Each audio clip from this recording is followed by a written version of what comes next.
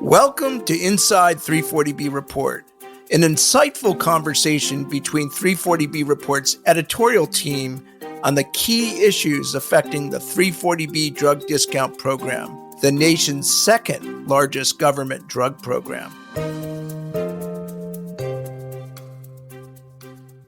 Hello, and welcome to the latest episode of Inside 340B Report. I'm Ted Slafsky, publisher and CEO of 340B Report, and I'm joined today by our two associate editors and senior writers, Shannon Young and Will Newton. Before we dive into the latest 340B developments, I want to let our listeners know that we're pleased to offer a special 25% discount to 340B Report first-time subscribers. You can go to the subscribe tab at 340breport.com and use the coupon code podcast25 to take advantage of the discount. I know you will find our new service to be a valuable investment. Also, I want to encourage you to check out 340B Report's new business area podcast, hosted by a longtime colleague of mine, Anna Mangum. 340B Report's 340B 360 podcast showcases leaders from our valued sponsor companies and the crucial role they play in the 340B ecosystem. Today, we're going to discuss the latest in the debate about a 340B rebate pilot program that has been dominating our headlines. We're also going to learn more about an important antitrust lawsuit against the drug industry with 340B implications. We'll also learn about HRSA's new changes to covered entity recertification. And finally, we're going to discuss an exclusive new 340B report analysis, hot off the presses, related to a controversial drug industry and health center association alliance. Shannon's going to tell us about the latest developments in the rebate area. But before that, can you provide our listeners with just a recap of what the rebate debate is all about and why it's causing so much anxiety for 340B covered entities? Shannon? Yeah, of course. So just to get our readers up to speed here, since 1992, the 340B program has required drug makers to provide most 340B covered entities an upfront discount rather than a back-end discount. So there's an exception there for a small number of state AIDS drug assistance programs. And so this has sort of been a longstanding method here, and drug companies have not been too happy with it, especially in recent years. They've been pushing for dramatic change. They want to be able to provide their drugs at a higher rate and then get a rebate on the back end. And so we really saw this start to heat up about a year ago. Johnson & Johnson last August became the first drug maker to put forth a rebate proposal. And they rolled it out at the end of August. They presented it to HRSA, and HRSA, the Health Resources and Services Administration, said, nope, we're not going to allow that. We have to sign off on it first. And it kicked off this whole litigation battle between drug makers and the federal government. We've had 4 other drug makers that have come out since then proposing their own models. And it's really put pressure on federal regulators to grapple with this issue. And so after a bunch of this litigation went through the court systems, a couple judges in Washington, D.C. told the federal government, hey, you need to provide some guidance here on rebates. It's unclear.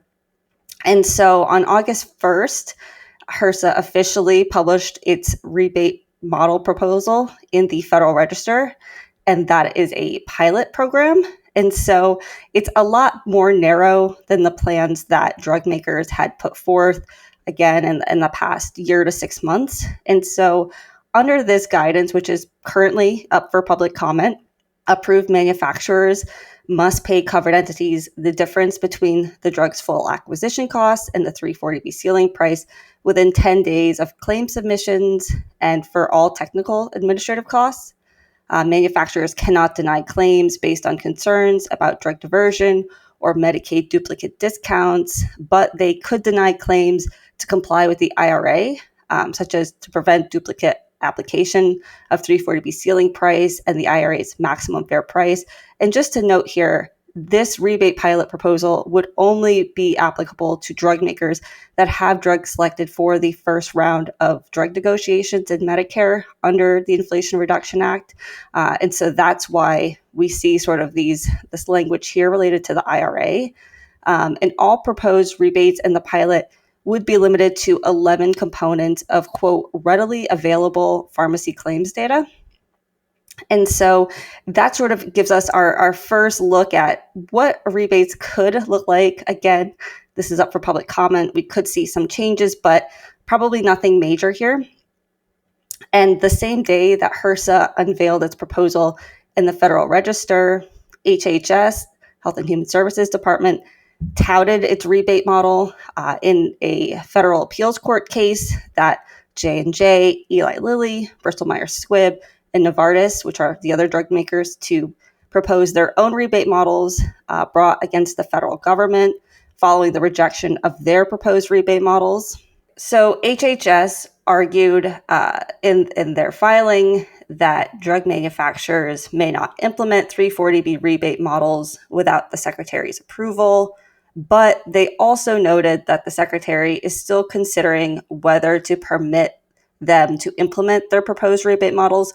So they didn't fully say, nope, we're not ever going to allow drug makers to do their own, but they said that their proposed pilot, is a, quote, methodical and thoughtful approach that will ensure a fair and transparent 340B rebate model process for all stakeholders involved. And so just noting there that, again, the Secretary is still considering whether they might allow rebate proposals from drug makers in the future, but really promoting their own model. And 340B providers really haven't been keen on these rebate models.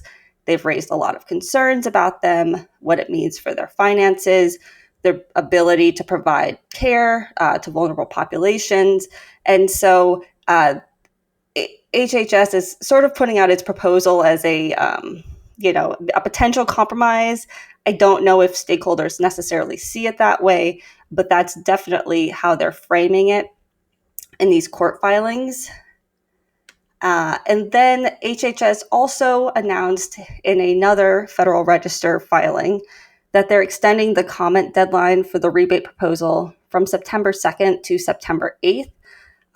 But some providers say that that's still not enough time. Ted, can you talk a little bit more about why providers want this timeline extended and their concerns here? Sure. Shannon, I think you've made a good point about how this would be a real change in how the 340B program has worked for the past 30 plus years. The providers in the program have always gotten access to the lower 340B price at the point of purchase, and now they would suddenly have to wait and be sort of at the mercy of the drug industry to provide those rebates in a timely fashion. My old organization, 340B Health, the trade group for the hospitals, conducted a survey that said if there were a change to basically converting 340B to a rebate program for all drugs, it would cost an average dish hospital $72 million a year in the cost of floating the drug while they await and hope to get the refunds. So that's a lot of money to be paying, at wholesale acquisition cost, which is a much higher rate. This is particularly problematic for the smaller hospitals as well as smaller clinics that really can't afford to purchase drugs at such high prices and hope to be getting refunds down the road. So that's the major concern. There's also been some concerns about the deadlines that I know that you have written about, Shannon, having to do with the public comment period. Right now, the deadline is September 8th to submit comments. The hospital groups wrote a joint letter requesting that be extended to September 15th. They also have pointed out that right now, manufacturers' plans to issue rebate issue rebates and change how 340B works are due on September 15th, which really just basically gives them 1 week. So if you have a September 8th deadline for comments, and then all the manufacturers have to get their rebate plans in by the 15th, that seems kind of crazy because there won't be any opportunity really to make any changes to the proposal. So they have requested that the manufacturers have till October 20th to submit their rebate plans. And the hope would be to issue approvals of rebate models, assuming that they do get approved. I don't think the healthcare providers are hoping any get approved, but if they do, they're hoping that they approve those by November 3rd rather than October 15th. So those are the hopes, at least among the provider organizations, to try to give further time for the government to effectively review these proposals and make any improvements or changes prior to the January 1st effective date of the implementation of the first 10 drugs that were negotiated under the Inflation Reduction Act. Yeah, we'll certainly be following the rebate saga very closely. And, as Shannon said, right, there are the two federal district judges in Washington, D.C. that upheld HHS's authority to pre-approve 340B rebates, but drug manufacturers have appealed all of those. And so they're going to be oral arguments in a federal appeals court in Washington, D.C. next month about the 340B rebate model. So that could inject even more uncertainty into this whole situation. And we'll be closely watching that.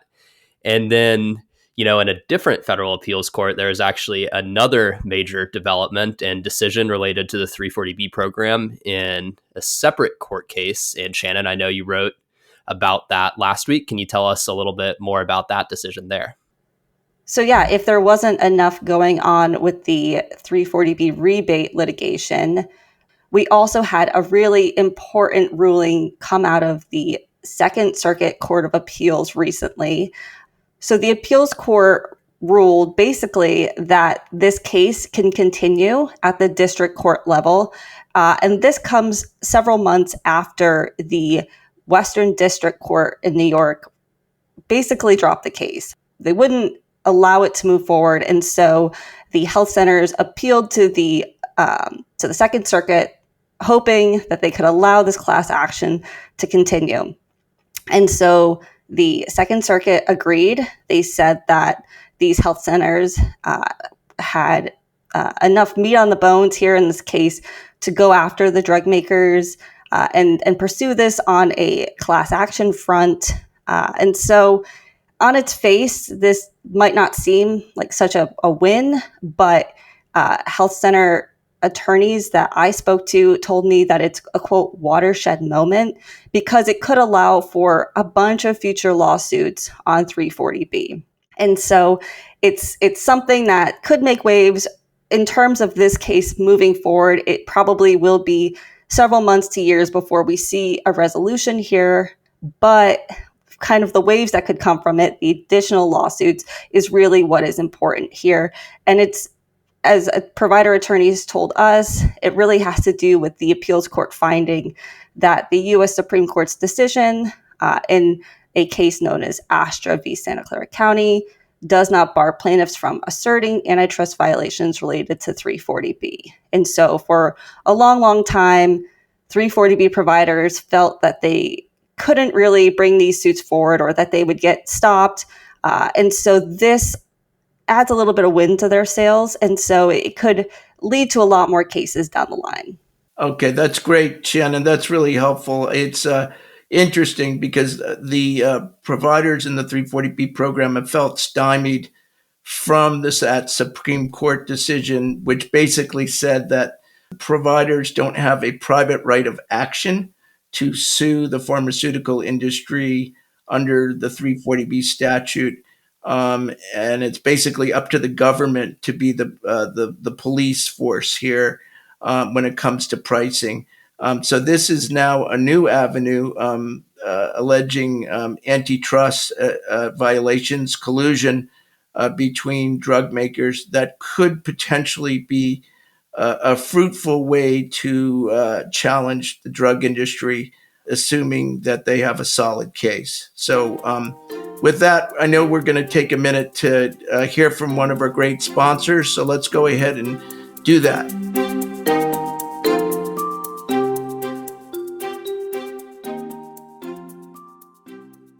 Vital One, formerly Maxor, is the nation's only independent, fully integrated total pharmacy solutions partner.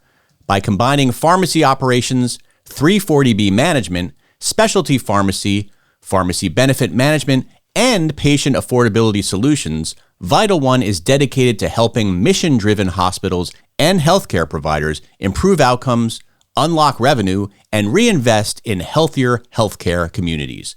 Learn more at www.vitalone.com. That's www.vitalone.com.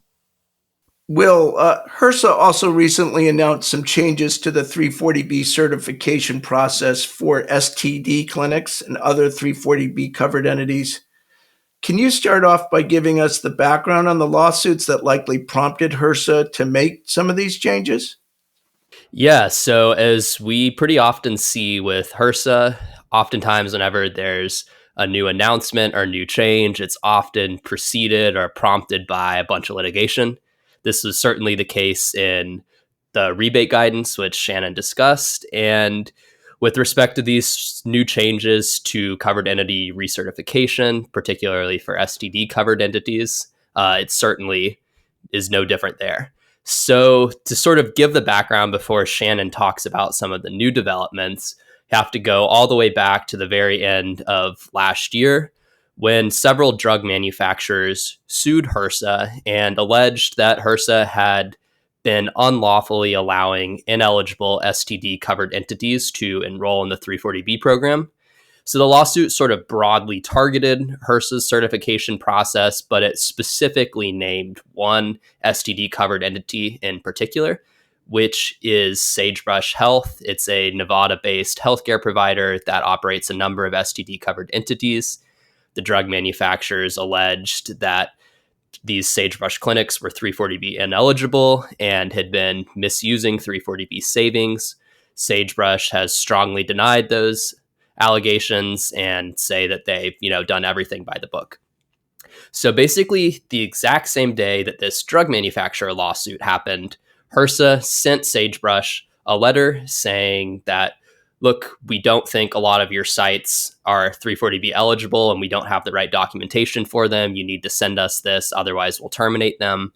There's a big back and forth between Sagebrush and HRSA that, sort of culminated at the very beginning of this year, with HRSA actually going ahead and terminating a number of Sagebrush sites. So Sagebrush claimed this was illegal and sued HRSA. They then tried to work it out outside of court. That didn't pan out. Sagebrush sued HRSA again. And sort of long story short, Sagebrush ended up giving HRSA additional documentation, and HRSA reinstated many of Sagebrush's sites. HRSA sort of maintained that, okay, now with this new documentation, you are 340B eligible, but we were correct in terminating you earlier because we didn't have that documentation back then. The court seemed to largely agree with HRSA and say, look, the initial terminations were legal, but HRSA now has new documentation. So that's sort of been going on there.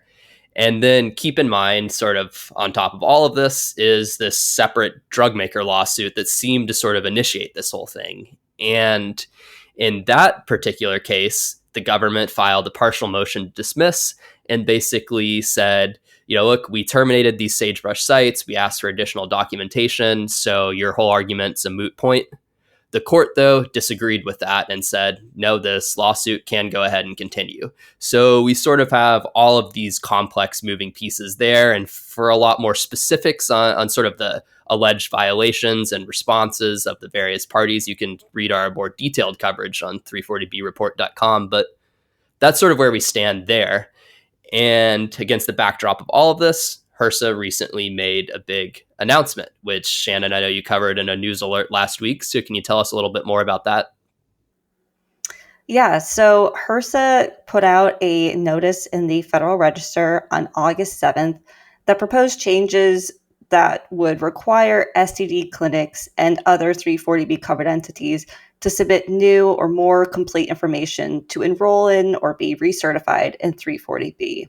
So initially it came out, it wasn't necessarily like earth shattering. Some people said a lot of it looked to be housekeeping measures, but included in this was, again, language that was specifically looking at the requirements for SCD and TB grantees. And so, why it's noteworthy, one is we've had these recent lawsuits that Will just went over, but at the 340B Coalition Summer Conference outside of Washington, D.C. a couple weeks ago, the Office of Pharmacy Affairs Director Chantel Britton hinted at changes affecting STD clinics.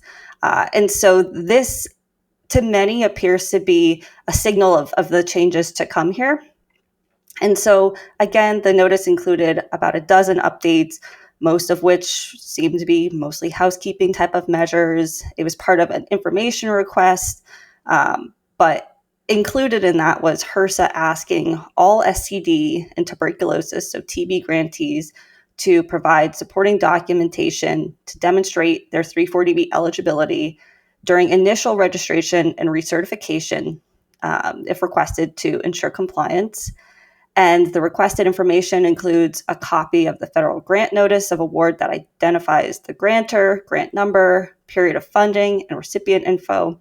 And so, again, it's not necessarily an earth-shattering change, but it is a signal of things that could potentially be coming for these providers. And just to switch gears here, Will, you wrote a really interesting analysis piece this week looking at the controversial alliance between the National Association of Community Health Centers and the Pharmaceutical Research and Manufacturers of America, also known as PhRMA. Can you tell us a little bit about what your analysis found?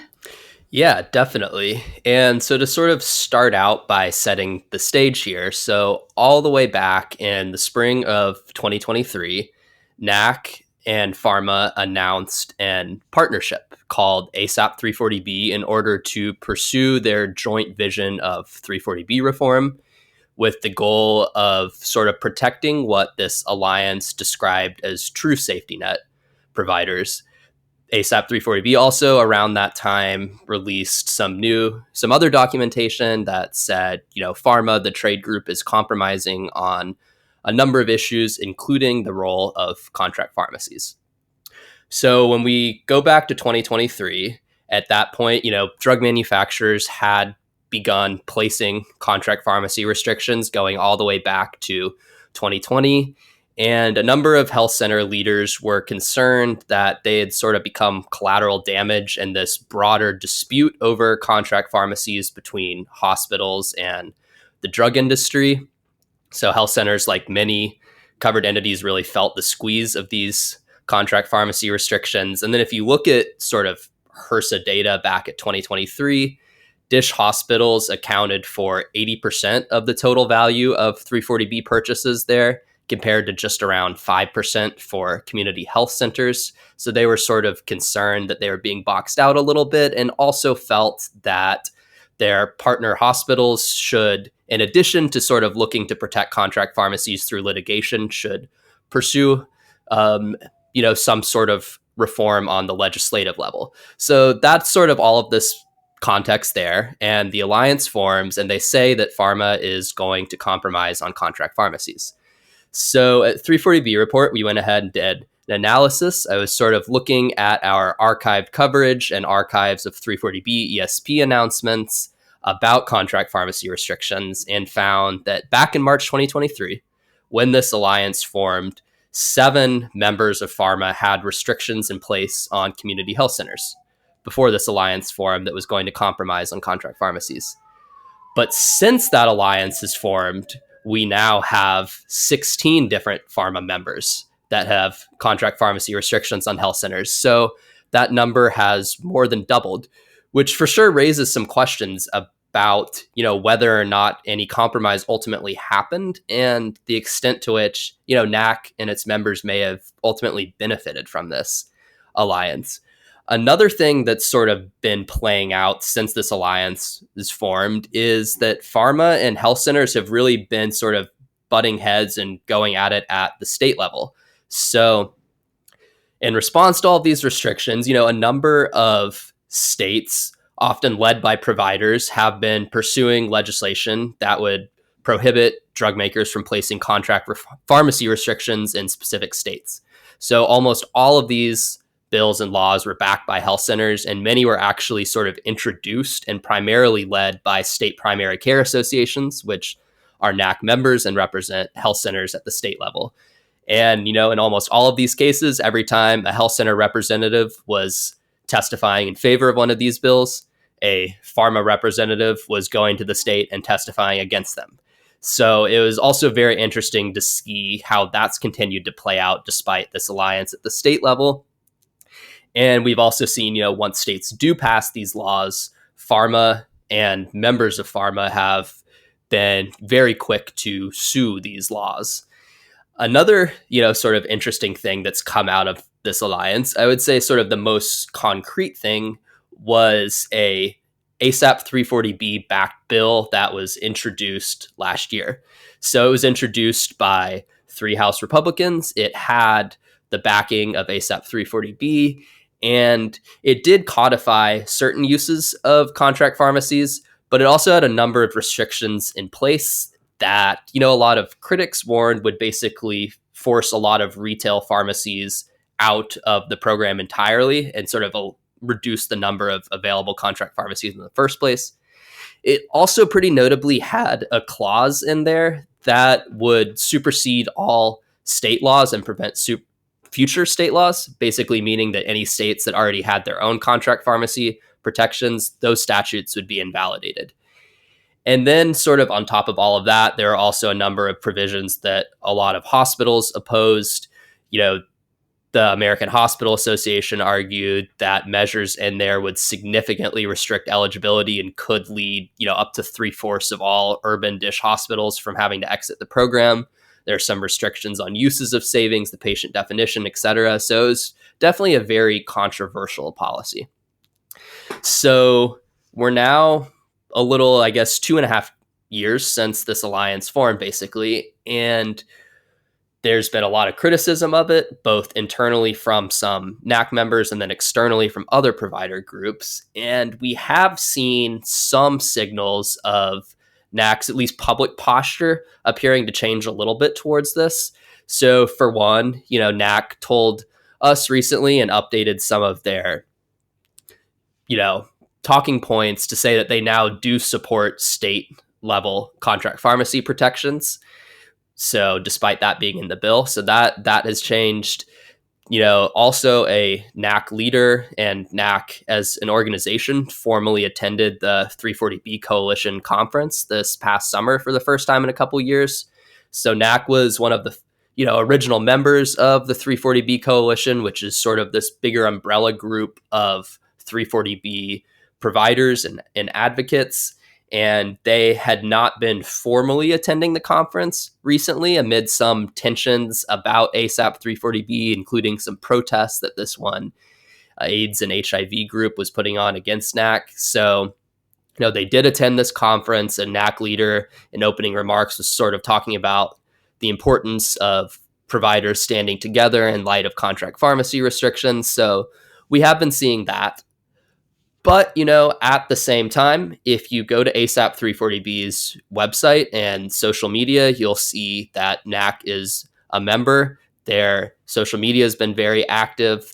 Their leader has been attending a number of conferences and webinars, and they very much tout the fact that health centers are a key member of their group and all of their advocacy.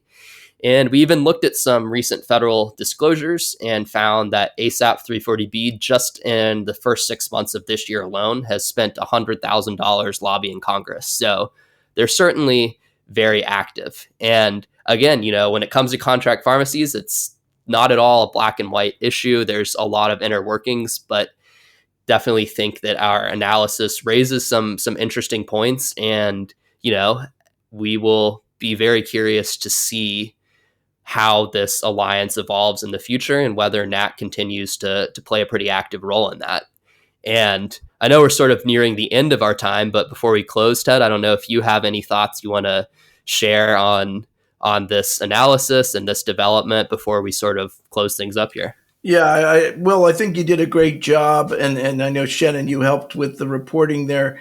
A great job of talking about this important issue. It really rocked the world when the National Health Center, biggest national health center organization, formed an alliance with PhRMA, and I know it created some real fractures in the 340B community, provider community, and I mean, at least from your analysis, it looks to me like perhaps it was naive to think that they could work with the industry to try to resolve this matter. I understand why they did so, but at least from this analysis, it looks like it has not been particularly effective. So congratulations, Will, on that hard work. I know you worked hard on that piece, and it was quite interesting. And I encourage everyone to read Will's piece,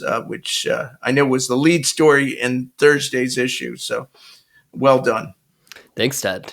And with that, I think we're going to bring an end to today's long episode, which is probably longer than any of our other episodes so far, but we had a lot of important things to talk about. Of course, we'll keep an eye on all things 340B, and we'll be back in 2 weeks with a new episode.